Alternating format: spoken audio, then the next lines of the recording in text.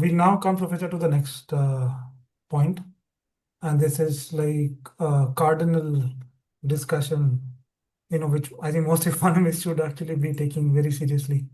And this Mhm. ties back to the 1963 presidential address which James Buchanan gave at the Southern Economic Association, and it was titled "What Should Economists Do?"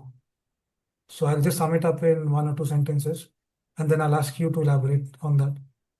The study of economics is not one of maximization, but instead one of understanding the various institutional contexts within which imperfect humans must interact and exchange. And so Buchanan was challenging the prevailing orthodoxy that treated the economic problem of society as one of allocating scarce resources among competing ends.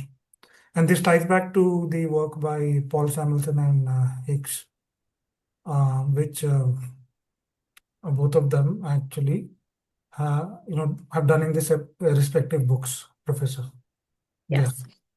So this is perhaps one of there's just like there's a lot of literature from Mises and Hayek. There's a ton of literature that has been written or was written by James Buchanan over the course of his life. Yeah. But this particular piece is, I think, perhaps one of my very favorite Buchanan pieces. And again, because it hits on something, though Buchanan is coming from a perspective of a public choice scholar or constitutional political economy, speaks very well to very kind of Austrian points about the science of economics. And Mhm. so in this address, what Buchanan is positing, or what he's Mhm. asking, is Mhm. exactly the title of the presentation or the papers.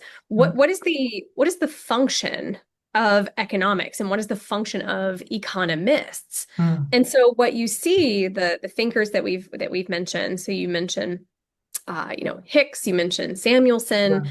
certainly a lot of others in more contemporary economic thinking, and by that I mean, say, the last century, is that the purpose of economics is one of resource allocation. So how do we take these scarce resources and Mhm. allocate them in a way that is the most, efficient, however we want to define efficiency. Mhm. But Buchanan is really questioning, and certainly if you look at other said Austrian thinkers, this question of, is that really the function of economics as a discipline and the function of economists as practitioners of that discipline? Mhm. And so Buchanan is really emphasizing here that the problem of economics is not one of resource allocation, but Mhm. one of understanding and one of exchange. And so if people read Buchanan's work, they'll find that this idea of exchange factors into his work when he starts talking about things like developing constitutions, or when we talk about the dynamics of politics. It's not an issue of allocation, but one of interactions and exchanges between economic actors under different institutional arrangements. And so So the main this has, difference, Professor, so the main difference the um, is mainly due to the disparity in the assumptions regarding the outcome of exchanges, right?